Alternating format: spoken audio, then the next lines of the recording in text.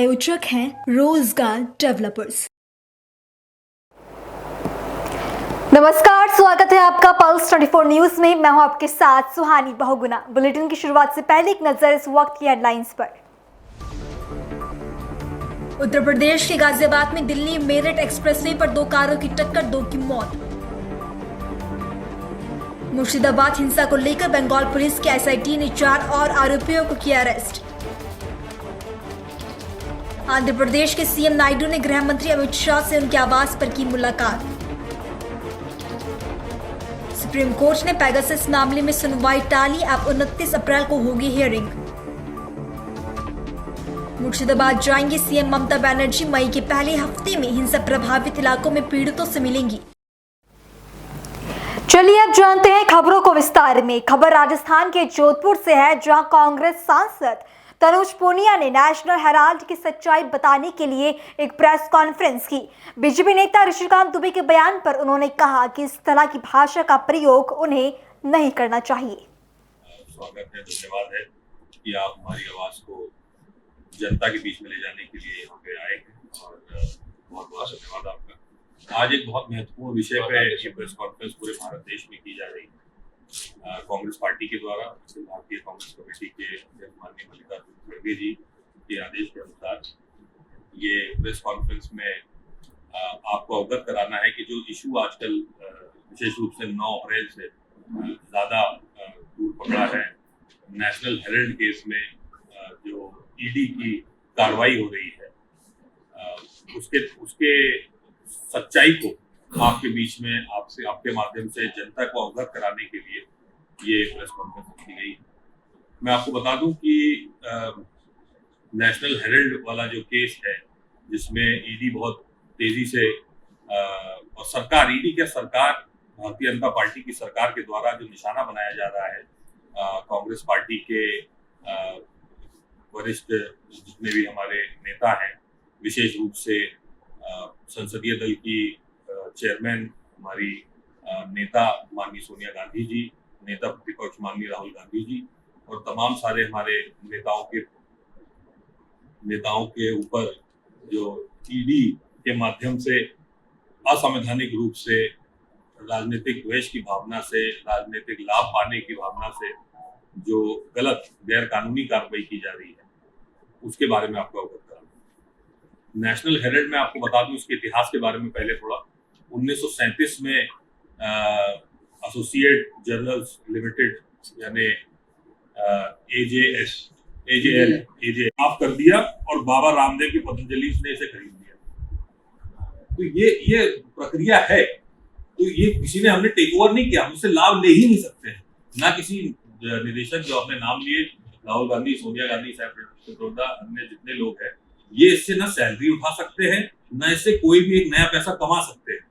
तो no profit का ये इसमें सिस्टम कंपनीज एक्ट के तहत जो एस्टैब्लिश हुआ है, तो ना सैलरी ले सकते हैं, ना कुछ कर सकते हैं। जो प्रॉपर्टी है वो प्रॉपर्टी बेची नहीं जा सकती, एक लखनऊ की प्रॉपर्टी को छोड़ तो फिर चार्जशीट पेश होगी ना, तो इसी पे हम लोग लड़ेंगे कि जब केस में कोई कमी नहीं है तो आप बार बार क्यों उसको कुछ उठा रहे हैं। आप तो वकील क्या कर रहे थे, समाज जुलूम किया था ना, जब आपको पता है कि इसमें कुछ नहीं है तो चार्जशीट तक पहुंच कैसे गई बात?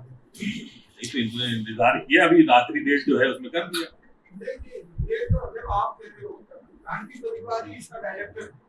ये 5 है। इसमें मोतीलाल वोरा जी जो उस समय वो कोषाध्यक्ष हुआ करते थे, ऑस्कर फर्नांडिस जी हैं इसमें सैम पिल्ट्रोडा भी हैं और राहुल गांधी भी है इसमें, सोनिया गांधी भी। 25 अप्रैल को क्या पूरे भारत के कांग्रेस के लोग दिल्ली में इकट्ठे हो रहे हैं क्या? कुछ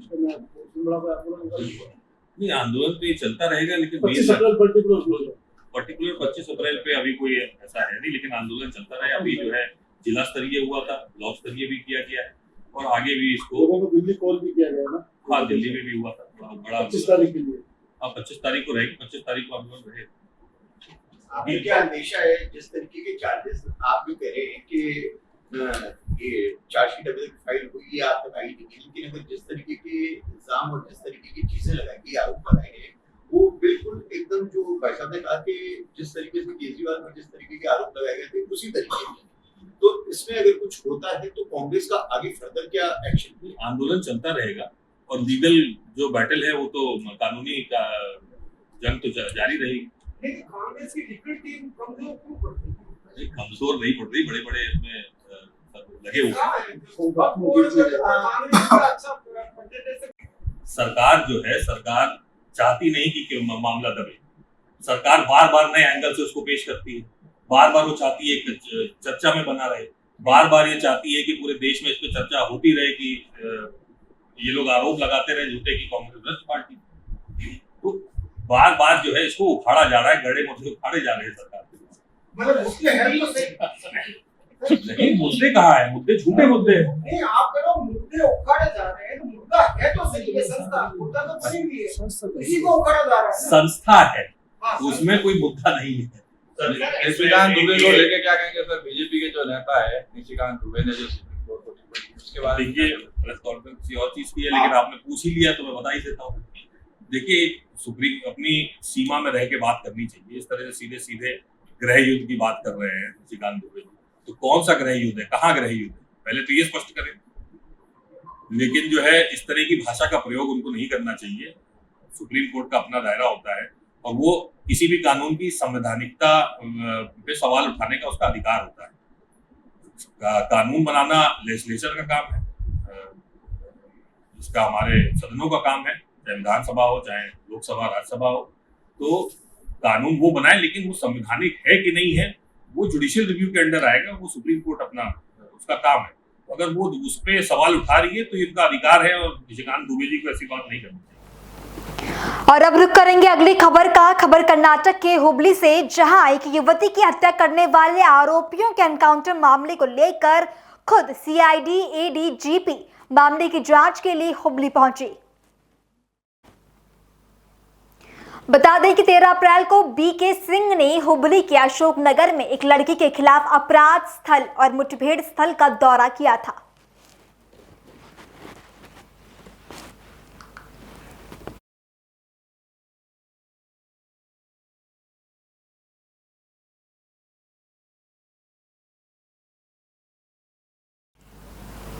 खबर राजस्थान के भीलवाड़ा से, जहां अजमेर रेंज के महानिरीक्षक ओम प्रकाश ने मांडलगढ़ क्षेत्र का दौरा किया।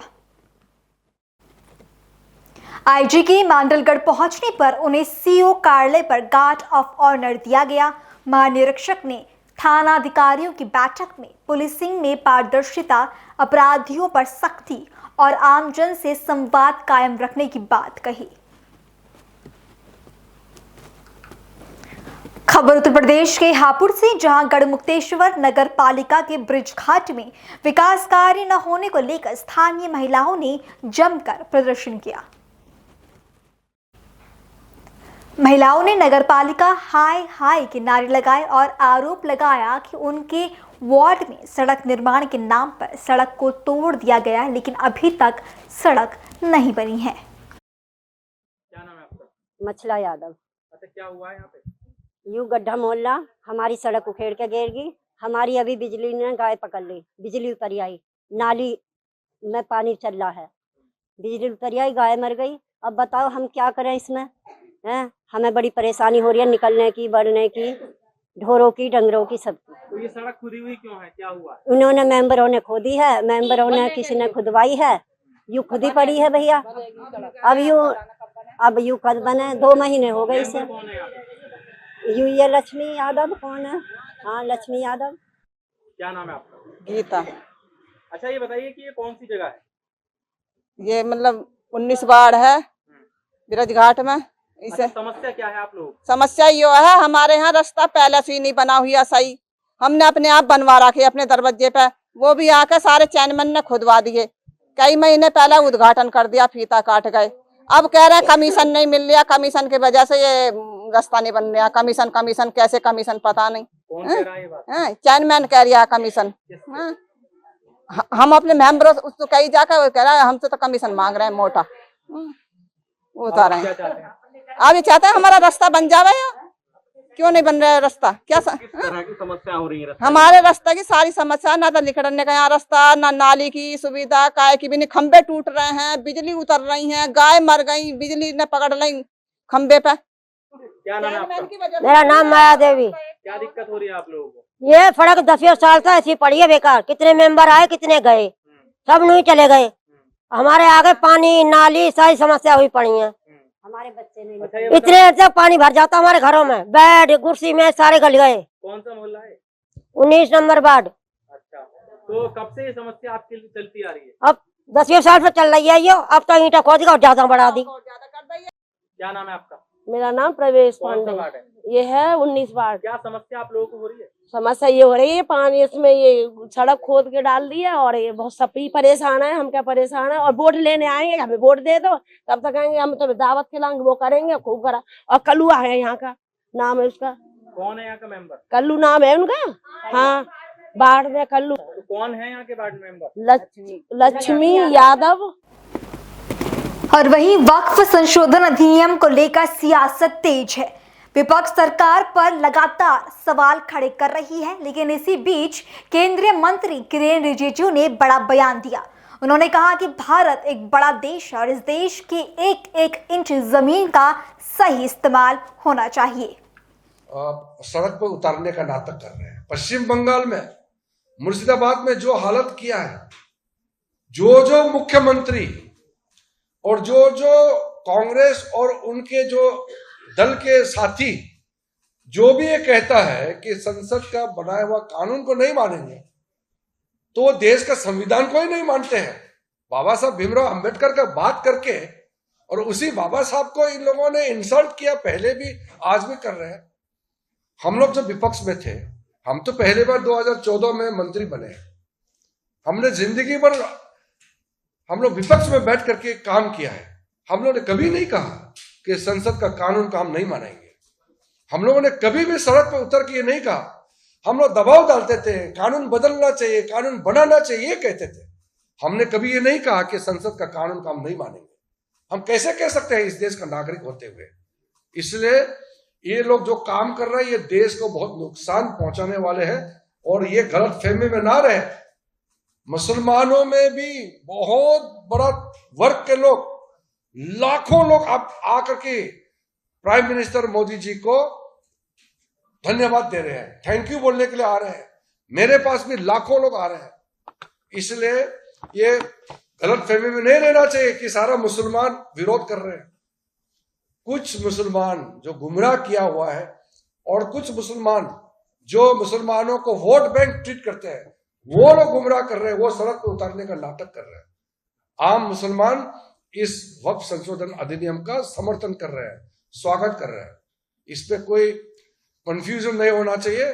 पूरा देश एक साथ है और इतना बड़ा देश का संपत्ति को लूटने वालों को हम लोग पूरा लोगों के सामने में एक्सपोज करेंगे। अभी कुछ दिनों के बाद हम पूरा सूची देने वाले हैं। ये जो नाटक कर रहे हैं वक्फ प्रॉपर्टी का नाम से जो लूटे जा रहे हैं, इन लोगों का हम लोग सूची जारी करेंगे, इन लोगों को एक्सपोज करेंगे। इन्होंने कितने सालों तक तो गरीब मुसलमानों के नाम में लूटा है, वक्फ संपत्ति को लूटा है, हम लोग एक्सपोज करेंगे। इसलिए कोई इस कंफ्यूज में नहीं रहना चाहिए। पूरा हिंदुस्तान एक साथ है और हमारा सरकार ने जो काम किया है, मोदी जी ने गरीब मुसलमानों के लिए इतना जो बड़ा कदम उठाया, इसको हम सही तरीके से इंप्लीमेंट करेंगे। मैं कुछ संबंधित मंत्री, सेंट्रल वक्फ काउंसिल का चेयरमैन भी मैं खुद हूं, और हम इंश्योर करेंगे कि हर एक वक्फ संपत्ति, लाखों करोड़ों इस संपत्ति से पैसा आएंगे, वो गरीब मुसलमानों को फायदा होना चाहिए। इसका खबरों का सिलसिला आगे भी जारी है। फिलहाल रुकेंगे एक छोटे से ब्रेक के लिए।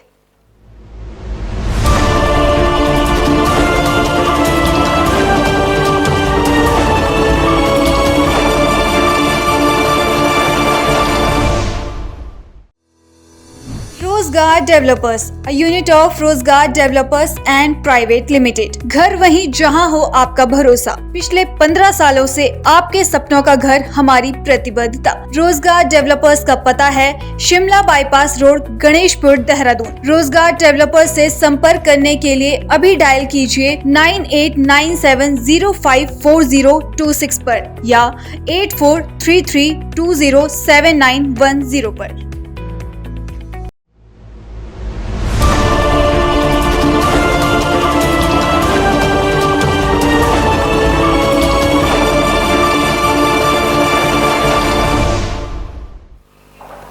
और इस छोटे से ब्रेक के बाद आपका बुलेटिन में फिर से स्वागत है। वक्फ संशोधन विधेयक के खिलाफ विरोध प्रदर्शन पर केंद्रीय मंत्री अर्जुन राम मेघवाल ने कहा कि कई लोग बोल रही हैं कि इस संविधान के अनुसार बिल नहीं है और संसद को बिल पास करने का अधिकार नहीं है। देखिए, 2-3 चीजें हैं। कुछ कांग्रेस के एमपी भी बोल गए, कुछ हमारे अपोजिशन के एमपी भी बोल गए, कुछ लोग भी ऐसा बोल गए कि ये संविधान के अनुसार बिल नहीं है और संसद को अधिकार ही नहीं है पास करने का।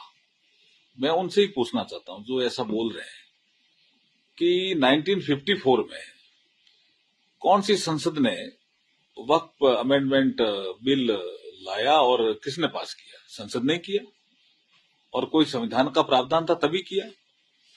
उसके बाद 1995 में वक्फ अमेंडमेंट बिल आया और एक्ट बना, उस एक्ट में संशोधन हुआ। तो किस प्रावधानों के तहत किया और कौन सी संसद ने किया? फिर 2013 में ऐसे किया। अब नरेंद्र मोदी जी जब लेके आए तब आपको ये सब संसद के अधिकार और संविधान के प्रावधान याद आ रहे हैं, उस समय क्यों नहीं याद आए? इसका मतलब जो अभी 2025 का वक्फ अमेंडमेंट एक्ट पास हुआ है वो संविधान के अनुसार हुआ है और संसद को इसका अधिकार है। लेकिन sir, all India Muslim personal law board के प्रेसिडेंट है खालिद सैफुल्लाह रहमानी, वो कह रहे हैं कि हम एक सरकार को एक संदेश भेजना चाहते हैं कि ये जो कंट्री है सरकार की मैनिफेस्टो के आधार पर नहीं चलेगी, जो भी वो चाहेंगे ऐसा हो जाए, ये बिल्कुल भी नहीं। संविधान के अनुसार ही चलेगी और संविधान के अनुसार ही हम ये सारी कार्रवाई कर रहे हैं। जैसे ये जो कुछ लोग ऐसा बोल रहे हैं, उनका मैंने कुछ स्टेटमेंट सुने हैं, उसमें वो क्या कहते हैं कि सरकार शायद धार्मिक भावनाओं के साथ हस्तक्षेप कर रही है। मैं आपको क्लियर करना चाहता हूं कि धार्मिक भावनाओं से वक्फ अमेंडमेंट एक्ट का कोई लेना देना ही नहीं है। जो वक्फ की संपत्ति है उसको मैनेजमेंट करने का काम है ये वक्फ अमेंडमेंट एक्ट, और जो धार्मिक भावनाएं के अनुसार जो मुस्लिम समाज को आचरण करना है, उनकी भावनाएं भी, उनकी धार्मिक स्वतंत्रता भी सुरक्षित भी है और संरक्षित भी है। तो आपको क्या लगता है सर, चूंकि आप कानून भ्रम फैला। नेशनल हेराल्ड मामले को लेकर कांग्रेस के पूर्व मुख्यमंत्री और कांग्रेस नेता अशोक गहलोत ने कहा कि जनता सब समझती है, इनमें कोई दम नहीं है। देखिए, अगर पब्लिक समझती भी है, कोई दम नहीं इन बातों में। और ये लोग भी जब से सरकार में आए हैं ना, टारगेट कर रहे हैं। कभी कांग्रेस मुक्त भारत की बात कर रहे हैं, विपक्ष मुक्त की बात करते हैं। और गांधी परिवार के तो आप देख ही रहे हैं क्या कमेंट करते हैं। इस परिवार का त्याग बलिदान इतिहास में लिखा गया है। दो नेता प्रधानमंत्री, इंदिरा जी तो प्रधानमंत्री रहते हुए और राजीव गांधी, आप देखते थे कि किस प्रकार से उनकी हत्या हो गई। इतने बड़े त्याग बलिदान हुए परिवार के अंदर। पंडित नेहरू जो थे, मोतीलाल नेहरू, उस जमाने से पंडित जवाहरलाल नेहरू ने भी आनंद भवन, स्वराज भवन सब दे दिए, देश को समर्पित कर दिए। इलाहाबाद की प्रॉपर्टी है, करोड़ों की प्रॉपर्टी वो है, वो देश को समर्पित कर दी। वो परिवार पे आरोप लगा रहे हो। और वही नेशनल हेराल्ड अखबार जो पंडित नेहरू ने शुरू किया था, आजादी जंग के लिए शुरू किया, बड़ी भूमिका अदा करी इस अखबार ने। उस अखबार को लेके अगर पार्टी रिवाइव करना चाहती है अखबार को, तो इनको क्या तकलीफ हो रही है? तो जिस प्रकार का माहौल बनाया गया, झूठे आरोप लगाए गए, और ईडी को तो इनकी आप देखते हैं कि किस प्रकार दुरुपयोग करते हैं ईडी का। वो तो वॉशिंग मशीन इनके पास बनी हुई है, जो जाएगा बीजेपी में वो धर जाएगा बिल्कुल उसके अंदर। तो इसमें कोई दम नहीं है, 1 रुपए का लेन देन नहीं हुआ, पैसों का ट्रांजेक्शन नहीं हुआ इसके अंदर। और उसके बाद में आप राहुल गांधी जी को, सोनिया जी को आप टारगेट करो, उसके अंदर चालान पेश करवा दिया आपने। ये तमाम बातें जो मैं समझ एक्सपर्ट खुद हो जाएंगे। अब जैसा आप कह रहे हैं वेंडेटा है, आपने ये भी कहा है कि जो ईडी का सक्सेस रेट है 0.1% है। Where do you see where would this matter end? अरे भाई, आपका जो इलेक्टोरल बॉन्ड है, सुप्रीम कोर्ट ने कह दिया कि संविधान के विपरीत है, ये इलीगल है। बाद में जो अरबों रुपए पहुंच गए इनके पास में, उसी का खेल हो रहा देश के अंदर। जिस प्रकार से डरा के धमका करके ईडी का, इनकम टैक्स का दुरुपयोग करके आपने बॉन्ड ले लिए उनसे, दुनिया जानती है इस बात को। तो सबको मालूम है कि ये टारगेट करके कर रहे हैं। इसके में कोई दम नहीं है, कोई पैसा का ट्रांजेक्शन हो ही नहीं कहीं पर भी, और पीएमएल आ गया। भाई, आपका मनी लॉन्ड्रिंग बिल जो एक आपका बना हुआ है, ये एक्ट बना हुआ है, इनको पूछो भाई वो इसमें कैसे पिक्चर में आ गया, जब मनी लॉन्ड्रिंग हुई नहीं, कहीं पर लेन देन ही नहीं हुआ है, और आपने टारगेट बना दिया इनको। तो मैं समझता हूँ खुद एक्सपोज हो जाएंगे। कर्नाटक के बैंगलोर में हुए एक रोड रेज मामले ने तुल पकड़ लिया है। इस मामले में इंडियन एयरफोर्स के wing commander on the airport road, this incident has happened. One of the person who happened to be a wing commander, his wife also working in DRDO, they were traveling to airport and one bike hit the car. So it's an incident which otherwise would have gone kind of unnoticed. And there was an argument, I was told, and that argument turned into a big fight. And this wing commander got down from the car and started hitting this boy. And suddenly, crowd also gathered, and there was a big, people gathering and all those things. And I also saw the CCTV clippings, and it's a small incident happened to be turned into a bigger incident. And people, and he didn't give the complaint, the boy who got hit. And the other person, the wing commander, also didn't give. And later on, the DRDO, the wife, has gone to the office and then subsequently given the report to the DRDO. And after that, police have started noticing and taken into consideration and taken a case.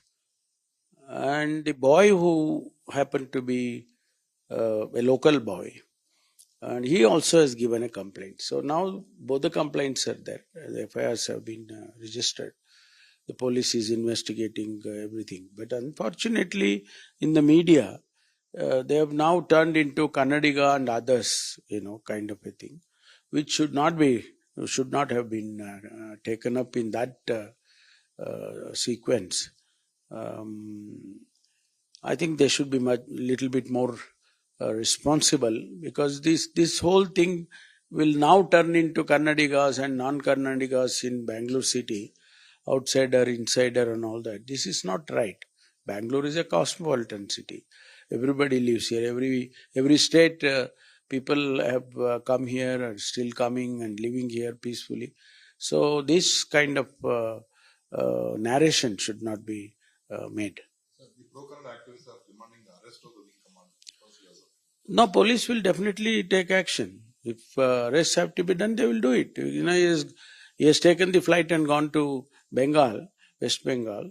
But if there is a necessity, definitely they will arrest him. खबर ये कर्नाटक के बैंगलोर से थी, जहां road rage मामले को लेकर अब सियासत बवाल मच गया है। मामले में इंडियन एयरफोर्स के विंग कमांडर शीलादित्य बोस पर गंभीर आरोप लगाए गए हैं। कर्नाटक के गृह मंत्री जी परमेश्वर ने जानकारी दी, जो आपने खुद सुना।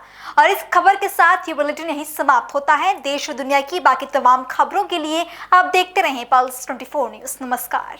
इस प्रोग्राम के प्रायोजक थे रोजगार डेवलपर्स।